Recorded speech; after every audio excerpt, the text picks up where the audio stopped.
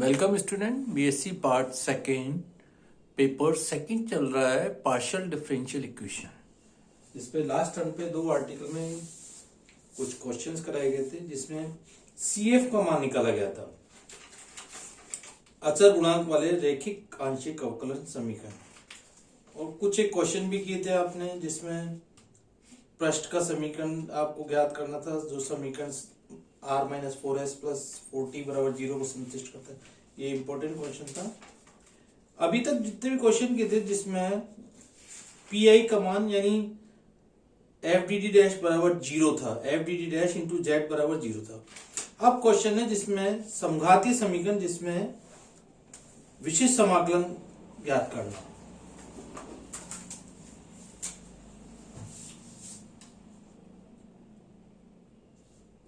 समघात समीकरण का विशिष्ट समाकलन।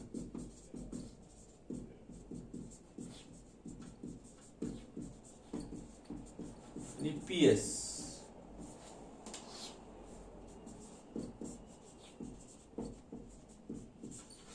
इसमें अपन इंपॉर्टेंट अभी करेंगे केस, जैसे अभी दो केस कर रहे हैं। F D D dash Z बराबर आपको दे रखा है, मान लो सपोज एफ एक्स वाई। ठीक है, केस फर्स्ट लीजिए। अभी तक एफ एक्स वाई 0 था तो आपने एम और 1 करके ऑक्सिलरी समीकरण निकाले, केवल सी एफ निकाला था। अब सी एफ भी निकालना है और पी एस भी निकालना है। यदि एफ डी डी डैश बराबर है आपके पास D minus alpha D dash, इस तरह का कोई आपको क्वेश्चन आ रहा है जिसमें डी माइनस एल्फा डी, तो विशिष्ट समाकलन का मान देखिए कैसे निकालेंगे। तो z बराबर हो गया आपके पास 1 upon D minus alpha D dash, क्या आ गया एफ एक्स वाई। जेड बराबर ये आ गया क्वेश्चन जैसे आपको दिया हुआ है 1 upon D minus alpha D dash F x Y, और D minus alpha D dash अभी एक तरह से क्वेश्चन ही लिख लिया जो आपको दिया हुआ बराबर लिखा एफ एक्स वाई। डी को लिख सकते हैं आप del z by del x minus alpha del z by del y बराबर एफ एक्स वाई, या पी माइनस एल्फा क्यू बराबर एक तरह से हो गया एफ एक्स वाई। ये फर्स्ट आर्टिकल था जो लैग्रेंजेस का, ये एक तरह से रैखिक समीकरण है। तो इसको कंपेयर करते कोफिशिएंट को dx अपॉन 1 बराबर dy अपॉन माइनस का क्यू बराबर dz upon F x y.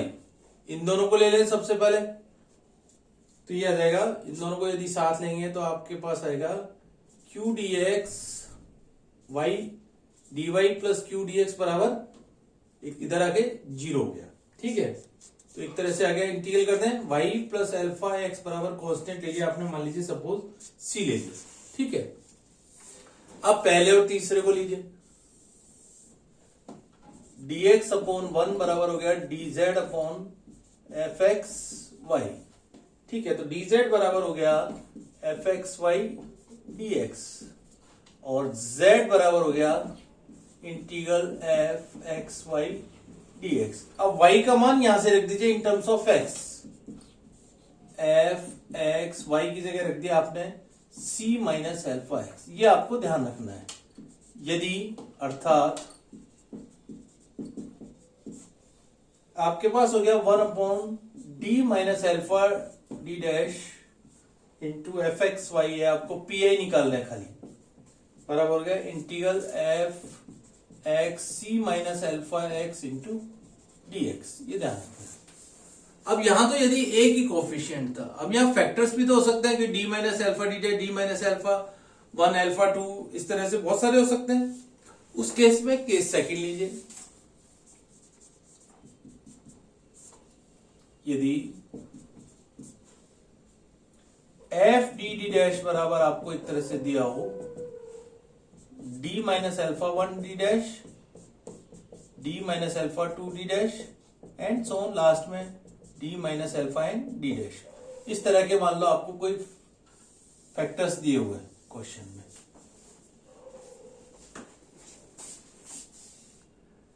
ठीक है, तो सबसे पहले स्टेप बाय स्टेप सबसे पहले वही लिखेंगे, जेड जैसे यह क्या था, जेड बराबर लिख लिया 1/,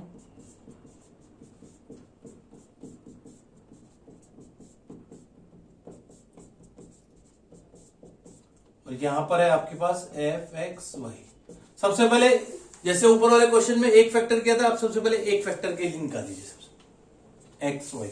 ठीक है, सबसे पहले क्या करें, D minus alpha 1 D dash का मान निकाल लीजिए। इसको इस तरह लिखिए, यानी D minus alpha 2 D dash को एक जगह रख लीजिए, एक तरह से इनको सबको ऊपर गुणा कर लीजिए। D minus alpha 2 D dash d से लेके d minus alpha n d dash into Z बराबर ले लिया 1 d minus alpha 1 D dash into f x y. अब जैसे अपन ने अभी उसका मान निकाला था, उसके आधार पे डायरेक्ट लिख दीजिए इसका मान। इसको ऐसे कर लेते हैं,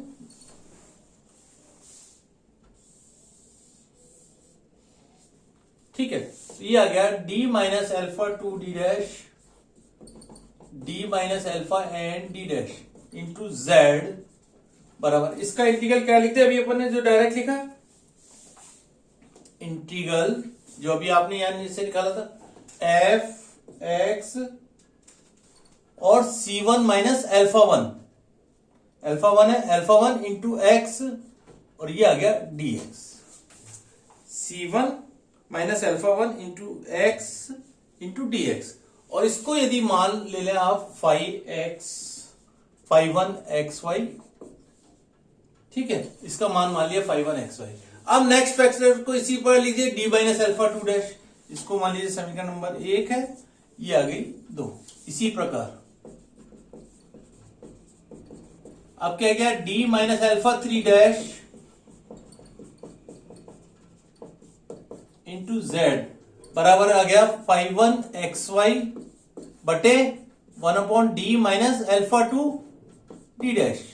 ठीक है, अब इसका मान क्या लिखेंगे, इसी बार 5 2 लिख लेंगे एज इट इज बराबर, विच इंप्लाइज इंटीग्रल 5 1 एक्स आएगा, एक्स और वाई की जगह क्या लिखते हैं अपन वापिस से C2 minus alpha 2 x into D x बराबर, इसका मान आ गया एक तरह से 5 2 एक्स वाई।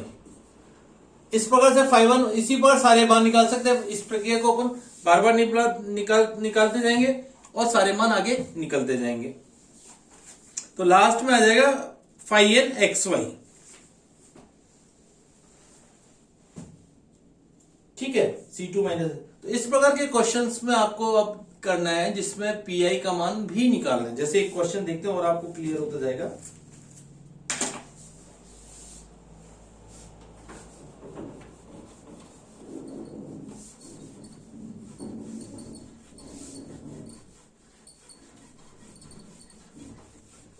अब क्वेश्चन में आपको स्टेप बाय स्टेप, जैसे अभी आर्टिकल क्या था उसी के आधार पे अपन क्वेश्चन करेंगे। सबसे पहले डी माइनस अल्फा एक एक फैक्टर को लेंगे, उसके आधार फिर नेक्स्ट को लेंगे, जैसे क्वेश्चन करते हैं और उससे आपको क्लियर होता जाएगा।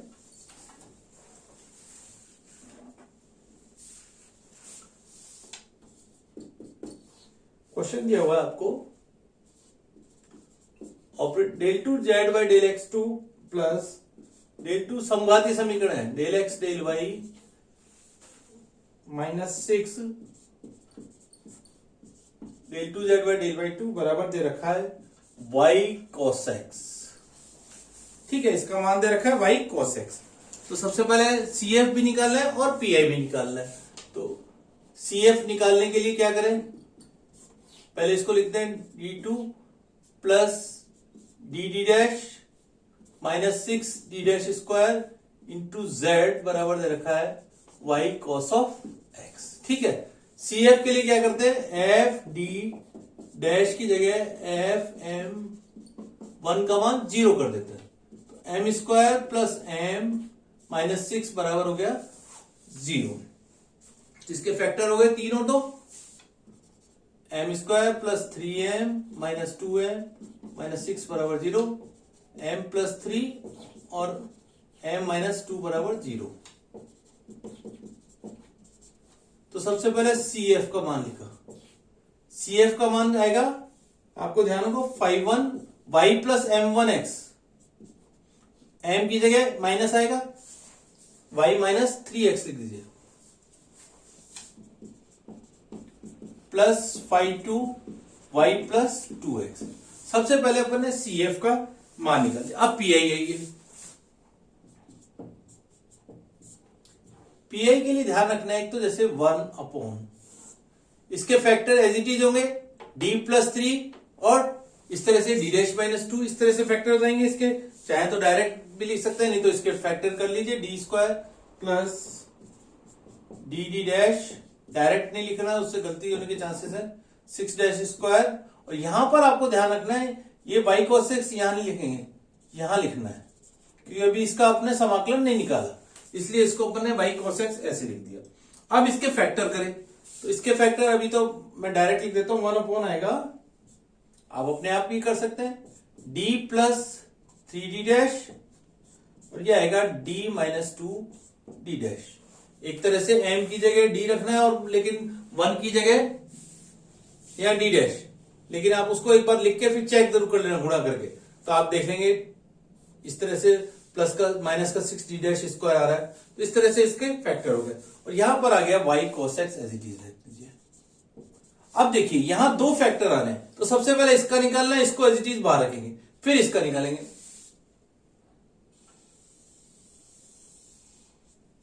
बराबर लिखा 1/d प्लस 3d डैश। सबसे पहले करा अपन ने d माइनस 2d डैश का, d माइनस 2d डैश का कर रहेंगे, तो इंटीग्रल y की जगह क्या लिखते हैं, c1 minus 2x into cos x। यहां पे लिख दिया y की जगह क्या रखा, c1 minus 2x, 1/d minus 2d dash में अभी आपने जो मान निकाला था c1 माइनस 2x, माइनस है तो माइनस आ जाएगा और कोएफिशिएंट का गुणा वहां से होगा। अगर d प्लस 2d डैश होता तो y c1 प्लस 2x हो जाता है एज इट इज, ठीक है। अब c1 minus 2x cos x का इंटीग्रल करना है, इसको एज इट इज अभी छेड़ना नहीं है, पहले जब तक उसको पूरा नहीं कर लेंगे जब तक इसको नहीं छेड़ेंगे। अब इसको फर्स्ट सेकंड फंक्शन से डिफरेंशिएट कर लें, c1 minus 2x into cos x का इंटीग्रल करा sin x, minus integral c1 minus 2x का पहले डिफरेंशियल करेंगे तो माइनस का 2 आएगा, और यहां पे आपके पास sin x आएगा, dx है,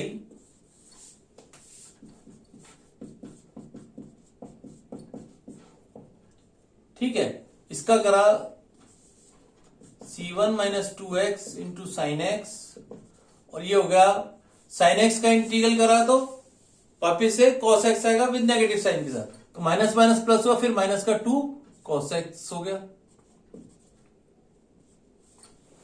ठीक है। और इंटीग्रल हट गया आपके पास 2 cos x। अब c1 माइनस 2x को वापिस से y रखना है, ये ध्यान रखना है, जब इसके काम में लेंगे तो वापिस से इसको y में कन्वर्ट करना है।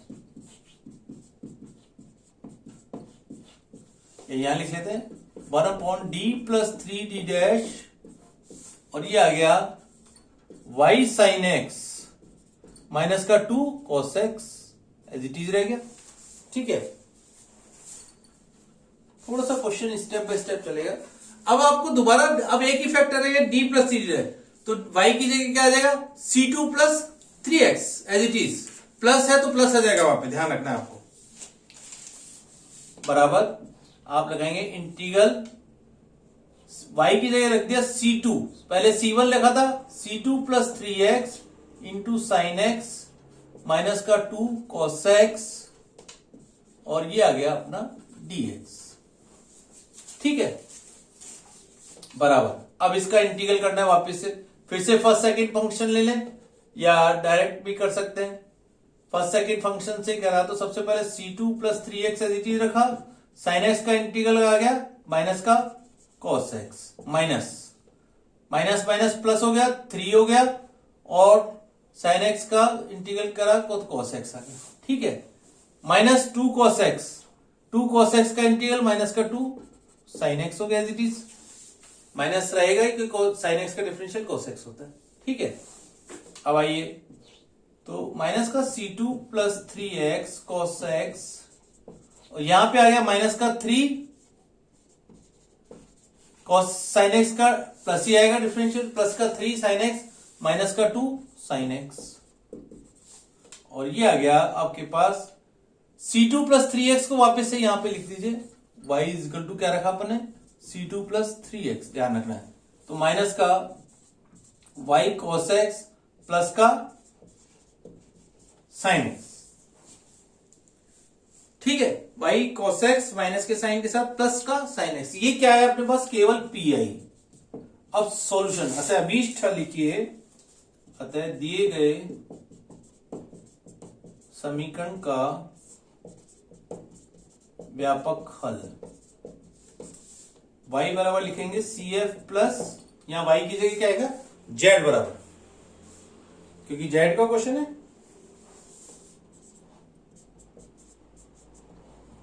CF यहां से आपने निकाला था 5 y minus 3x plus 2 y plus 2x minus का y cos x प्लस का साइन ऑफ x, तो ये इसका पूरा हल आ गया अपने पास। तो इस तरह से क्वेश्चन करने हैं आपको जिसमें ये मेथड आपका अप्लाई होगा, ठीक है। अब एक क्वेश्चन और देखिए इसी के आधार पे,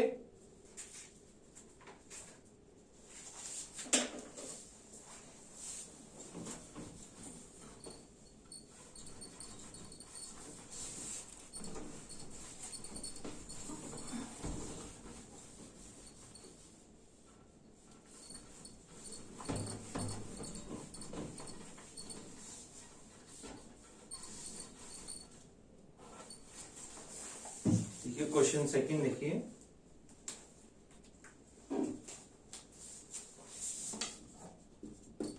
क्वेश्चन दिया हुआ है D square minus D dash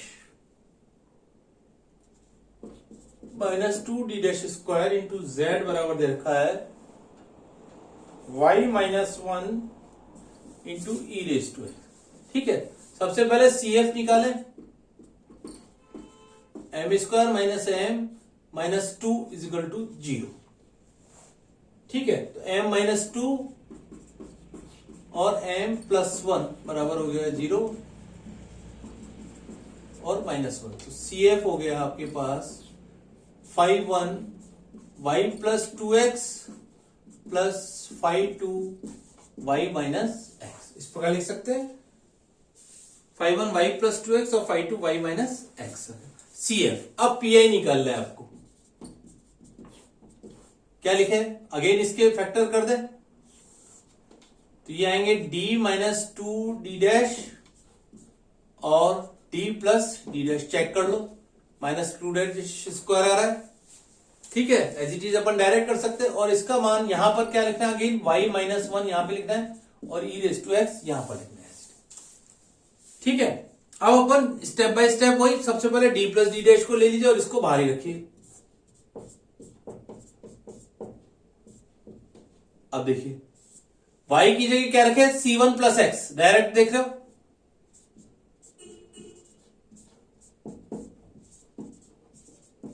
C1 plus x minus का 1 और ई रेस्ट, और y की जगह क्या रखते हैं यहां पे C1 प्लस एक्स। अब इसका इंटीग्रल कर लीजिए, इसको पहले एज इट इज रखिए,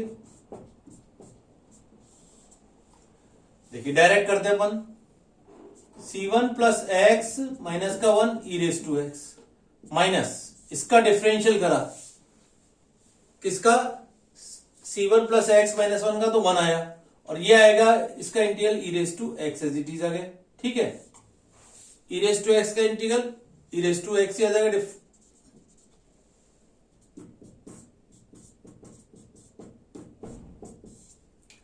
C1 प्लस एक्स, पहले इसको एज इट इज लिख लो, minus 1 E raise to x minus E raise to X, ठीक है।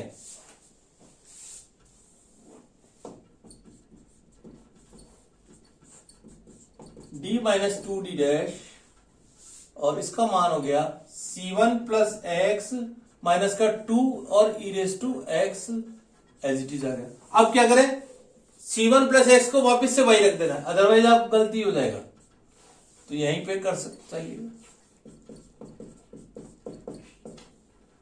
d minus two D dash, और C1 प्लस एक्स को क्या रख दिया, y minus two E raise to x, ये ध्यान रखना है। अब d minus two D dash का करना है आपको, तो C2 माइनस टू एक्स हो जाएगा बराबर integral C2 minus two x e raise to x dx। Again उसी मेथड से इंटीग्रल कर दीजिए फर्स्ट सेकंड फलन से, C2 माइनस टू एक्स, अच्छा एक माइनस टू और रह गया, y की जगह तो आपने रख दिया C2 माइनस टू एक्स, और माइनस का टू एज इट इज है, ये ध्यान रखना है। तो इस तरह से गलती होने के चांसेस रहेंगे। C2 माइनस का सॉरी y की जगह हाँ C2 माइनस टू एक्स, यहां पे रखा y की जगह C1 plus X, y minus two, C2 की जगह रखा है C1 की जगह d minus two D dash, C1 plus X y minus two, ठीक है। C2 minus two x minus का two E raise to X, ठीक है। अब इसका इंटीग्रल करना है आपको, कैसे, जैसे भी क्या था, इसका integral e raise to x minus, इसका डिफरेंशियल करा तो केवल माइनस का टू आएगा, और ई रेज टू एक्स का integral e raise to x as it is हो गया। इसको क्या रख सकते, चलिए बाद में रखना, minus minus plus two raise to E raise to x हो गया, माइनस का टू प्लस का टू गया, तो C2 माइनस टू एक्स तक मान क्या आ गया, केवल यहां पे लिख देते हैं y e raise to x, एक ई रेज टू एक्स है और ये two E raise to x, two E raise to x cut जाएगा, तो CF Z is equal to हो गया CF प्लस PI। CF का मान आपने निकाला 5(1) y plus two x plus 5(2) y minus x plus y e raise to x. इस तरह से आपको इसके क्वेश्चन करने हैं जिसमें CF और PI का मान इस तरह से निकलेगा। अब एक सॉल्व क्वेश्चन बुक में देख लीजिए आप, जैसे क्वेश्चन देखिए,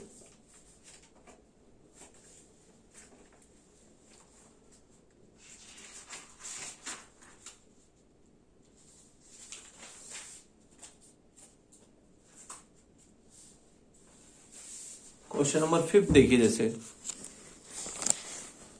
5th क्वेश्चन देखिए, पहले क्या करा, ऑक्सिलरी इक्वेशन निकाली, ठीक है, फिर इसके बाद वापस आइए PI पे, d minus two four D square minus four D dash square का होल स्क्वायर को स्क्वायर दे रखा है, तो d minus two D dash d plus two D dash 4x upon Y square minus Y upon X square. पहले d plus two D dash का किया तो C1 प्लस टू एक्स आ गया y की जगह, फिर इसका इंटीग्रल कर रहा, देख रहे हैं इस तरह से इंटीग्रल लॉग आ जाएगा, फिर क्या किया C1 प्लस टू एक्स को वापस से y रख देंगे, फिर दोबारा इंटीग्रल करेंगे तो y की जगह C2 माइनस टू एक्स, इस तरह से इसको करके, और ये इंपॉर्टेंट क्वेश्चन है इस तरह से,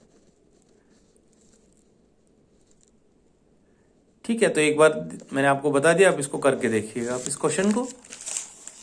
तो इसके क्वेश्चन आपके इंपॉर्टेंट दे रखे हैं,